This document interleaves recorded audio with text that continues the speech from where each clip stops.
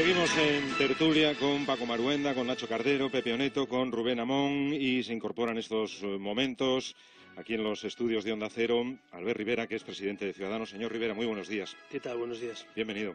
Gracias. ¿Cómo se encuentra?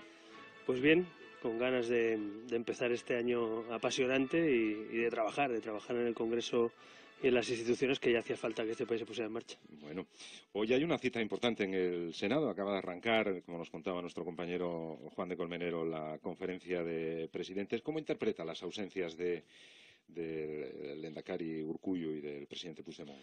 Bueno, como una irresponsabilidad, porque al final uno tiene que acudir a su puesto de trabajo, ¿no? Y hoy el puesto de trabajo del presidente de la Generalitat está en la conferencia de presidentes y no va a trabajar. Y los catalanes se merecen tener un presidente que les represente, sea de la ideología que sea. Al final es el presidente de una institución y lo mismo que el Lehendakari, ¿no? Y luego demuestra también la ideología de los nacionalistas como es, ¿no? Que es la superioridad. Es decir, yo no me siento con los demás porque me creo superior, cuando en el fondo lo único que estás demostrando son inseguridades, ¿no? Porque si tú crees que tu comunidad autónoma es igual o mejor que las demás, pues vas a la conferencia y lo lideras y propones y lideras pues el desarrollo autonómico y la financiación autonómica. En fin, yo soy mucho más partidario como catalán que soy también de liderar España que no de romperla, ¿no? Y yo creo que algunos tienen otra idea en la cabeza. Pero bueno, en todo caso, estoy de acuerdo con el Gobierno, que no puede protagonizar solo esta conferencia de presidentes los que no van. El protagonismo tiene que ser la ley de dependencia, tiene que ser la financiación autonómica o tiene que ser ese pacto de educación, que son tres temas, por cierto, que Ciudadanos ha puesto en ese pacto de investidura por delante y le hemos pedido al Gobierno que estos temas se traten. Y yo creo que esa conferencia de presidentes es bueno que se produzca, aunque podemos debatir también del formato, del modelo de Senado y otras cosas que seguro que es importante hacerlo también en el futuro. Parece que lo fundamental en esta reunión va a ser la elaboración o el diseño de un nuevo modelo de financiación autonómica. En este sentido, ¿cuál es la propuesta de Ciudadanos? Bueno, en primer lugar, hacerlo, porque desde finales de 2014 la LOFCA, la Ley de Financiación Autonómica, tenía que ser renovada. Los parámetros, los cálculos están obsoletos y ya el PP con mayoría absoluta se ha estado 2 años sin tocar la ley, incumpliendo la propia ley de financiación. Bueno, pues más vale tarde que nunca. Nosotros le pedimos en el acuerdo de investidura que en el primer trimestre de legislatura se pusiera en marcha el debate de la LOFCA y el Gobierno y los ministerios están cumpliendo, con lo cual no me voy a quejar de que cumplan lo que le hemos pedido. Ahora bien, efectivamente, creo que tiene que haber un modelo y un modelo de un grupo de expertos que explique técnicamente, sin debates identitarios de por medio, cómo podemos hacer un modelo pues, de corte federal como el que tiene Alemania, por ejemplo, donde hay una caja común, que yo creo que tiene que ser sanidad, educación y dependencia, es decir, cuáles son las políticas que en cualquier rincón de España hay que asegurar con una caja común y el resto de políticas autonómicas, pues que con los impuestos autonómicos se puedan financiar y cada comunidad pueda hacer lo que quiera. Voy a poner un ejemplo muy claro. Si Cataluña quiere tener 6 televisiones autonómicas, pues bueno, pues está muy legítimo, pero tendrá que pagarlas, ¿no? Y si quieres tener policía autonómica, pues también. Y si no la quieres tener, pues a lo mejor lo dedicas a otra cosa. Y si quieres subir el IRPF o bajarlo en tu tramo, pues lo explicas, ¿no? Es decir, yo creo que ha llegado al punto de que las comunidades autónomas, que ya son mayores de edad en términos políticos, tengan corresponsabilidad fiscal y asuman un modelo de comunidad autónoma dentro de un modelo de Estado, ¿no? Entonces yo creo que ese modelo, que el alemán sería un buen modelo a seguir, con los matices que necesite España, pues a mí me gustaría que el futuro fuera por ahí, ¿no? Pero ¿no le queda la sensación de que cada vez que hay una reunión de presidentes autonómicos y se negocia con el Gobierno un modelo de financiación, pasan 2 años y empiezan los presidentes autonómicos a renegar del mismo modelo que apoyaban poco tiempo atrás, diciendo que el dinero no les llega y que esto no funciona? Hay una ventaja, y ayer además en otro tema también lo vimos, que la mayoría simple sienta bien a España. Es decir, ahora nadie puede imponer un modelo de financiación autonómica. El modelo anterior era el modelo de Zapatero con los nacionalistas. El anterior, de los partidos nacionales con los pactos con los nacionalistas. Ahora el modelo será un modelo que tendremos que asumir la mayoría de partidos nacionales, con matices, discutirlo, pero un modelo para España, ¿no? Así que la mayoría simple tiene ventajas, que es que nadie puede imponer su modelo y por tanto hay que consensuarlo con el de enfrente, con el de la oposición, ¿no? Y en ese caso nosotros somos partidarios de que este modelo dure en el tiempo. Seguramente es un modelo que, como decía el ministro Solbes, el sudoku no cuadrará si cada uno pide lo que quiere, pues si cada uno pide en criterios que le interesa, pues claro, los números no salen, ¿no? O sea, partimos de la base de que el modelo de financiación es imposible que le guste a todo el mundo, pero todos tienen que ceder un poquito para que sea un modelo razonable, transparente, que pueda financiar los servicios públicos autonómicos, que son muchos, como la educación o la sanidad o la dependencia. Y yo soy partidario, insisto, de abordar los debates. También hay un debate de fondo, ¿no? Que es, ¿qué hace cada comunidad autónoma con el dinero? Es decir, yo creo que es el momento también de que los españoles sepan si les sube o le baja los impuestos su comunidad autónoma, si tienen más o menos televisiones o empresas públicas, a qué dedica el dinero, ¿no? Entonces yo creo que hay que madurar ese modelo, que es un modelo, a mi juicio, demasiado opaco, muchas veces dependiente de los ingresos también, ¿no? Y de los contrapagos del Estado con las comunidades. Pero bueno, es un tema técnico, no aburriremos a los oyentes con la parte técnica, pero en la parte política sí que creo que la igualdad tiene que estar garantizada y a partir de ahí que cada comunidad autónoma pues pueda tener su modelo de gestión, ¿no? Antes de que entrara usted en el estudio teníamos un acalorado debate, a pesar de que algunos dicen que aquí hace mucho frío, sobre la declaración ayer del ex tesorero del PP, Luis Bárcenas, en el juicio de la trama Gürtel. ¿Se cree esta nueva versión del señor Bárcenas? ¿Qué sensación le queda?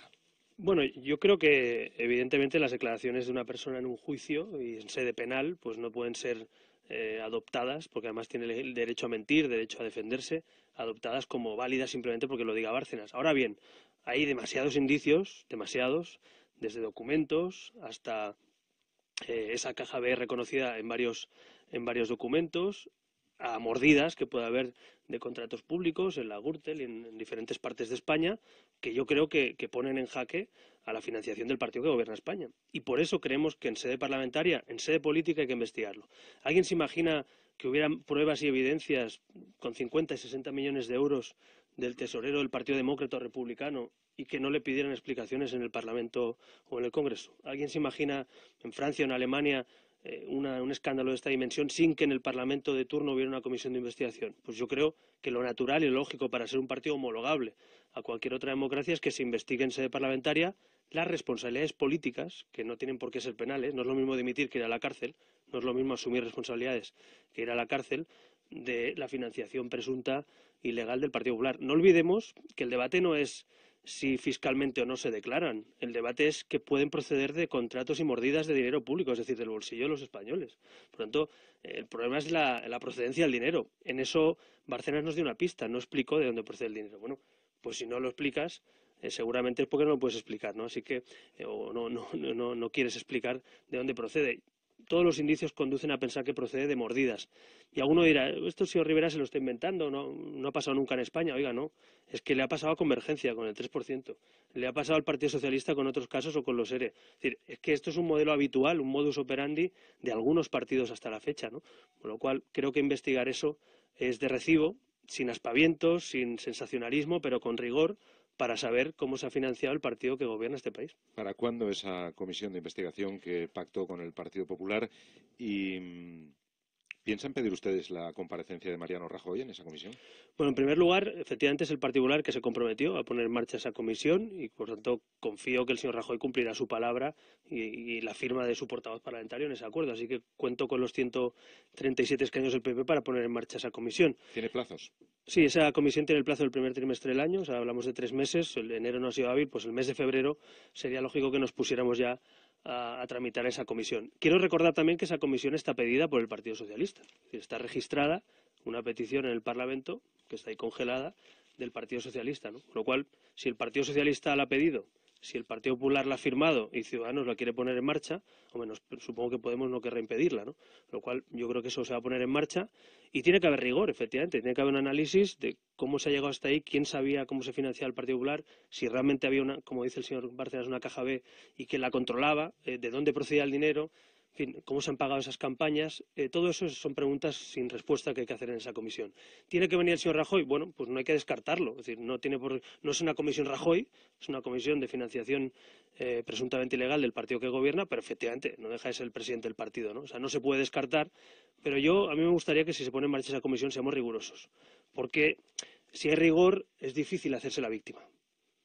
Si no hay rigor y hay aspavientos y hay sensacionalismo y no se trabaja bien en esa comisión, pues corremos el riesgo de que, como ya sabemos, el Partido Popular hacerse la víctima pues es algo que ha demostrado hacer con gran capacidad, ¿no? Con lo cual, en ese sentido, a mí me gustaría que hubiera rigor, no para perseguir a nadie, sino para que en este país no se vuelva a producir y lo que ha pasado en los últimos años, seguramente la financiación del partido que gobierna España. Ayer asistía usted a otra comisión en el Congreso de los Diputados, en este caso la Comisión de Defensa, en la que la ministra del ramo, María Dolores de Cospedal, pedía perdón en nombre del Estado a los familiares de las víctimas del Yak 42. ¿Le parece ajustada esta fórmula de pedir perdón en nombre del Estado? Bueno, yo no voy a entrar tanto en la fórmula como en lo necesario que era 14 años después. Es decir, yo se lo decía ayer a la ministra, si el señor Trillo, cuando gestionó de manera desastrosa y con muy poca sensibilidad hacia las víctimas y sus familiares la tragedia del Yak 42, si lo hubiera hecho entonces, hubiera evitado sufrimiento, se hubiera investigado en aquel momento todo lo que hoy se está pidiendo y hubiéramos evitado pues la pérdida de dignidad del Estado, porque al final sí es verdad, o sea, el que ha hecho el ridículo o también ha perdido la dignidad no es solo el Ministerio, al final es España como país, ¿no? Porque ha tratado a sus muertos, los ha tratado mal, ¿no? Y yo creo que un país se mide también por la dignidad con la que trata a sus muertos. Y en este caso, pues los muertos eran soldados que defendían a España en misiones en el extranjero, y creo que eso habría que reconocerlo. Yo prefiero siempre tarde y mal que nunca. Es decir, yo creo que estuvo bien que ayer, aunque fuera a petición de la oposición, aunque fuera en el segundo turno, aunque casi no quisieran hacerlo, pues oiga, que al final lo hagan. Lo que pasa es que al PP le cuesta mucho a veces pues tener ese gesto, yo creo, de humildad y de grandeza, de pedir perdón cuando se equivocan, ¿no? Es verdad que muchos españoles esperarían, en un caso como este, con 62 soldados muertos, que lo hiciera el presidente de gobierno, ¿no? Me parece legítimo, y comparándonos con otros países de los que hablaba antes, pues también me imagino seguramente al presidente de gobierno no diciendo que esto es un tema pasado, como dijo Rajoy hace poco, sino diciendo: les pido perdón, les hacemos un homenaje y reconocemos que la responsabilidad es del Estado. Mis compañeros quieren aprovechar para hacerle algunas preguntas. Rubén Gamón, por ejemplo. Pues se ha preguntado sobre la reunión que mantuvieron con Rajoy en Moncloa, esa cena de la que tuvimos noticia unas horas después de que se produjera, y también si está contento o no con el grado con que el Rajoy está protegiendo, custodiando su acuerdo. Lo digo porque las declaraciones que hizo La Razón en la entrevista que se publicó el domingo ya trascendía la idea de que los 2 mandatos no eran un límite obligatorio. En fin, si cree que Rajoy está cumpliendo los términos del acuerdo con Ciudadanos, si está satisfecho, ¿cómo va esa...? Bueno, yo creo que por naturaleza el Partido Popular es un partido inmovilista, un partido conservador, un partido inmovilista, y Rajoy además más, ¿no? Rajoy solamente representa eso, con lo cual yo no espero que Rajoy sea un convencido ni del cambio de la ley electoral, ni de la lucha contra la corrupción, ni de la limitación de mandatos. No le quiero convencer, solo quiero que lo hagamos. Con lo cual no partimos de una base psicológica de cómo veo yo que Rajoy quiere o no quiere hacer las cosas, sino qué va a pasar, ¿no?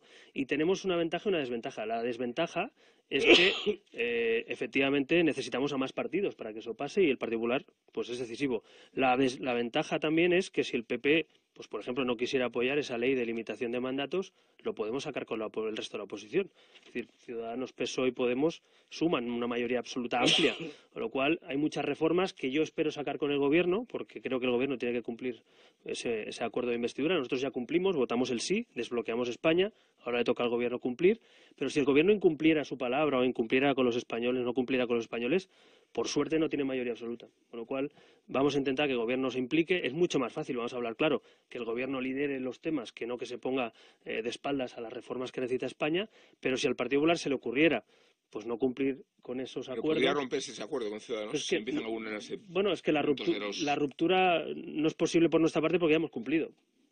Ciudadanos solo tenía una obligación en ese acuerdo: votar la investidura. Todo lo demás lo tiene que hacer el Gobierno. Es decir, es un acuerdo de investidura, no de legislatura, no es de Gobierno. Nosotros votamos a favor de la investidura a cambio de que el PP hiciera 150 reformas y sus escaños las votaran. Pero insisto, el PP no tiene mayoría absoluta. Eso también es, algunos dicen, ¿cómo os metisteis en un acuerdo de eso sin garantías? Bueno, porque hay una mayoría alternativa. Con lo cual, la alternativa es, por ejemplo, que si el PP no quisiera cambiar la ley electoral, pues ir a buscar al resto de partidos para el cambio electoral. Si el Partido Popular no quisiera limitar los mandatos como se ha acordado y han firmado de puño y letra, ir a buscar la alternativa a la oposición. Pero también le reconozco que es más cómodo, más ágil y más sensato que el Gobierno cumpla y que el PP se implique en esas reformas, ¿no? Para ser justos también, hay cosas que ya estamos haciendo, ¿no? Es decir, Ciudadanos impulsa una ley de autónomos y los escaños del PP nos han apoyado la tramitación de esa ley, que es importante: la tarifa plana para autónomos, que las madres autónomas no paguen cuota, que se puede flexibilizar los pagos, o la baja por paternidad, que era una reivindicación de Ciudadanos, pues se ha puesto en marcha desde el 1 de enero que es algo que para muchas familias que nos estén escuchando seguramente es algo relevante. O, por ejemplo, el pacto educativo, que era algo que no se había conseguido en 35 años. Bueno, pues hoy mismo en la conferencia de presidentes se ha hablado de un pacto nacional de educación, que era algo impensable hace 35 años, ¿no? Es decir, de cal y de arena, ¿no? Es decir, hay un trabajo que se está haciendo, otro en el que arrastra más los pies el gobierno porque seguramente no están muy convencidos de ello, pero hay mecanismos para hacerlo cumplir, que es pactar también con otros partidos, pero que yo desearía que no hiciera falta, ¿no? Paco Marguenda. Sí, a mí la verdad es que esto de la comisión de investigación, esta causa general contra el PP, me resulta bastante insólita y enlaza precisamente con lo que asistimos ayer, que la verdad judicial ya no nos importa un pepino, no nos vale. En el mundo de las tertulias y de la nueva política, pues resulta de que es igual. Ha habido unas sentencias judiciales que dejan claro, es verdad, la tragedia terrible, los errores que se pudo cometer en la identificación, pero en lo otro. Entonces, claro, vamos a asistir, y usted es un hombre inteligente y que ha conseguido crear un partido importante en un tiempo muy rápido, no creo que sea tan ingenuo como para pensar que esa comisión no va a ser un carnaval. Es decir, no digo por ustedes, es decir, ¿cree usted que en este escenario de un partido socialista reventado por dentro y con unas primarias y con un Podemos que está utilizando el Parlamento pues como altavoz de todo su asamblearismo y tal? Es decir, ustedes serán muy serios, sin lugar a dudas, ¿no? Pero ¿no cree que eso va a ser un carnaval? ¿Y por qué no se incluye a todos los partidos en esa comisión de investigación? Bueno, en primer lugar, desde luego yo me hago cargo de mis actos y yo le garantizo que Ciudadanos no va a hacer ningún carnaval, va a hacer una comisión de investigación seria, rigurosa, lo he dicho antes, precisamente para que nadie se haga la víctima y porque el Parlamento y los españoles no se merecen perder el tiempo si no es para investigar seriamente lo que ha pasado. Segundo, ese carnaval del que usted habla, ese carnaval es el que el señor Rajoy se comprometió a hacer para ser presidente. Lo que no vale es comprometerte a cosas para ser presidente y luego decir que es un carnaval. Oiga, pues es lo mismo. Lo mismo que le hizo presidente con la investidura es lo mismo que ahora hay que poner en marcha. Entonces, lo que no vale es pedir apoyos a cambio de acuerdos firmados de puño y letra y luego no cumplirlos. O sea, pregúntele al señor Hernando, al señor Rajoy, por qué se comprometieron a esta comisión de investigación. Y tercero, podemos investigar todo lo que ha pasado de toda la vida en la democracia española. Creo que ha habido tiempo para analizar muchas cosas, pero lo único que no ha pasado por el Parlamento en los últimos años, porque el PP lo ha impedido, es la comisión de investigación de este caso porque tenía mayoría absoluta. Ahora no la tiene, era una de las condiciones que nosotros creíamos necesaria para limpiar y poner luz a cualquier sospecha de corrupción en el partido que gobierna, y así se ha comprometido el PP, así lo apoya el PSOE. Pero tiene usted razón, seguramente si algunos se piensan que esta comisión es un numerito o tiene que ser un carnaval, en palabras que usted utiliza, se equivocarán. Ahora, si hacemos un trabajo serio parlamentario, a mí me gusta el parlamentarismo y creo que es útil, a diferencia de lo que piensan otros, se puede hacer algo serio, ¿no? Esto es como decir que una comisión de investigación en Estados Unidos, en Francia o en Alemania, pues es un carnaval. Hombre, pues también es un instrumento político y democrático, ¿no? Entonces, las comisiones de investigación sin mayoría absoluta suelen ser útiles. En Andalucía, por ejemplo, hay una en marcha con los cursos de formación y estará de acuerdo que ha habido un escándalo y que queremos saber cómo se ha llegado hasta ahí. O en Madrid, también con la corrupción que ha habido. Y las han apoyado tanto PP como PSOE. Entonces, me imagino que lo que hay que hacer es ser responsables, pero una cosa es ser serios y otra es tener desmemoria o olvidar lo que ha pasado, ¿no? Pepe Neto. Ahora nos hemos enterado que también en Ciudadanos hay un sector crítico que pone en duda el giro que pretende dar la dirección, abandonando la socialdemocracia y acogiéndose a lo que llaman liberal progresista, que parece que es una idea de Luis Garicano. Y por otra parte, ese mismo sector o parecido son los que han empezado a defender la tesis de que sería bueno en este momento que Ciudadanos entrara en los gobiernos que está apoyando. ¿Qué piensa usted sobre los temas?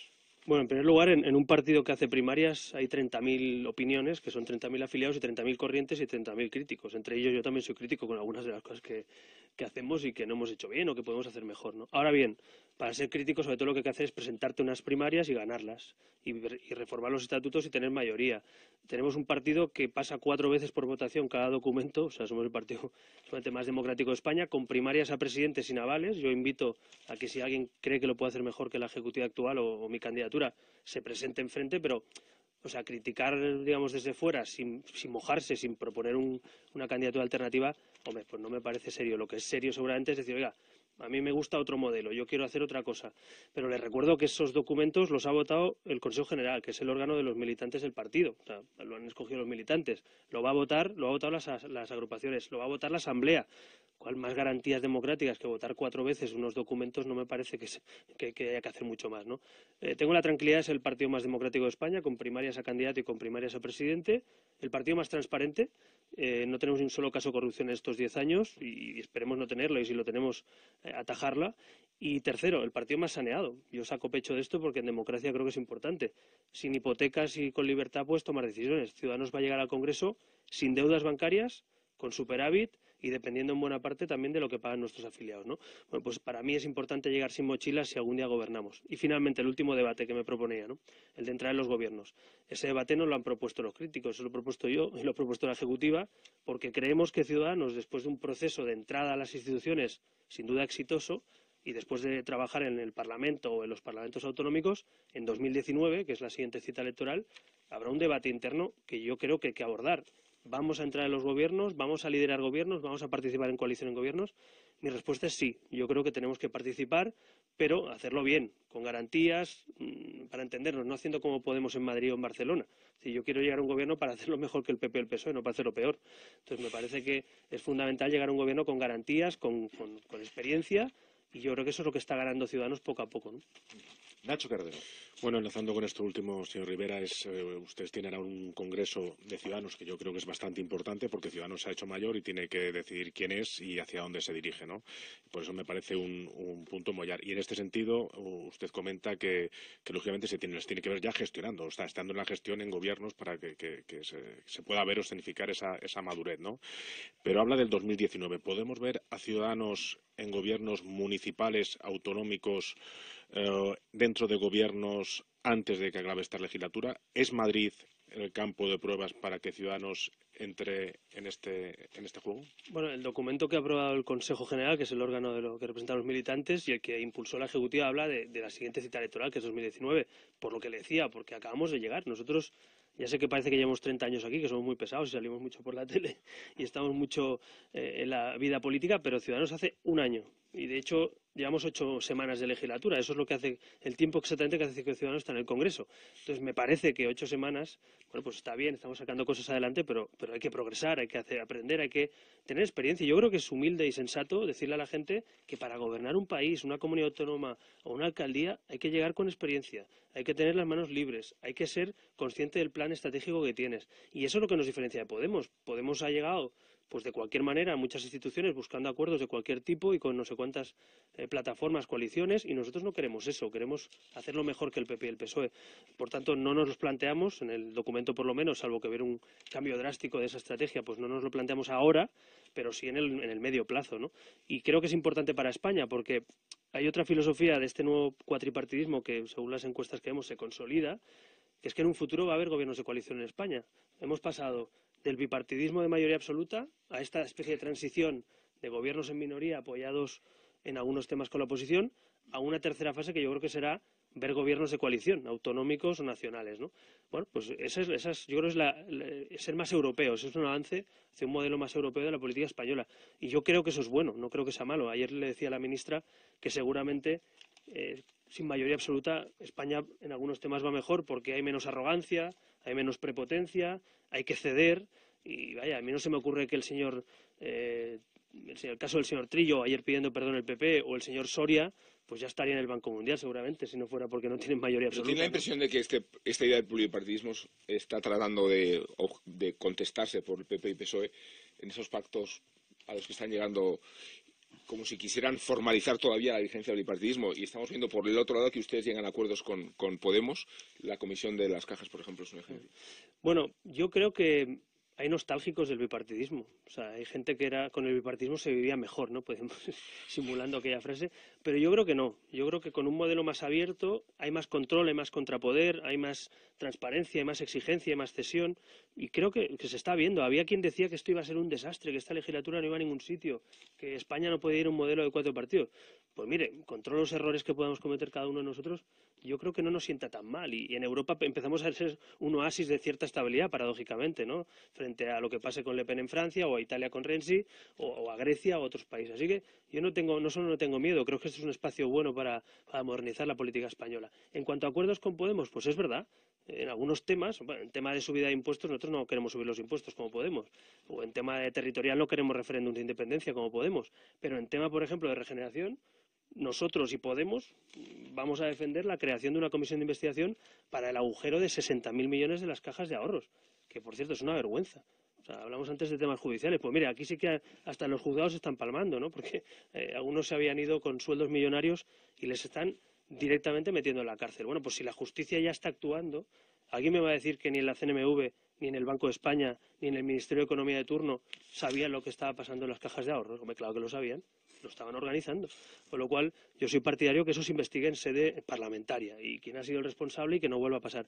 Pues sí, o la ley electoral. Mire, la ley electoral, la reforma que propone Ciudadanos, seguramente está más cerca de lo que propone Podemos que de lo que querría el PP o el PSOE. Bueno, pues vamos a ver ahí en qué temas podemos llegar a acuerdos los partidos nuevos, digamos, que creo que tenemos la obligación de hacer frente común en algunos temas que tenemos comunes, ¿no? Yo no estoy convencido que hay muchos votantes de Ciudadanos o Podemos que en algunos temas puntuales pues a lo mejor están más cerca, ¿no? En temas de regeneración o de corrupción que otros partidos. Bueno, siendo justos, también es verdad que los votantes del PP y del PSOE también querrán seguramente que se investigue dónde ha ido el dinero de las cajas, ¿no? Mirando a lo que pasa en el PSOE, es la última pregunta que le hago. ¿Tiene usted alguna preferencia entre Pachi López, Susana Díaz y Pedro Sánchez? Bastante tienen ellos. Seguro, como apoya a uno, lo mato. No. Pues apoya a uno. No he dicho que apoye. Apoya a los tres días. No he dicho que apoye, he dicho preferencia. No, ya, pero sabe usted esas cosas en la política española cainita, que usted dice que alguien es bueno y lo ha matado. Con lo cual, no voy a hacerlo. No, bromas aparte, bastante tienen ellos en su casa como para que yo aproveche, ¿no? Y meta el dedo en la llaga. Es poco elegante, o sea que yo... Pero esta idea de que el PSOE se está convirtiendo en el báculo perfecto del PP y que entonces Ciudadanos no hace falta para nada. Bueno, yo para subir los impuestos estoy encantado de que pacten con el PSOE porque yo no lo voy a apoyar, con lo cual, es decir, que si el PP se va a apoyar en subida de impuestos o en tapar la caja de ahorro, la comisión de cajas en el PSOE, pues que cuente con ellos. Es decir, nosotros estamos dispuestos a innovar y a liderar una nueva etapa política y, oye, si el PP y el PSOE están de acuerdo con nosotros, fantástico. De hecho, hace un año yo recibía cada día tortas por la derecha por haber llegado a un acuerdo con el PSOE. ¿Se acuerdan? En aquella época en lo que pactar con el PSOE era nefasto y ahora es una cuestión de Estado.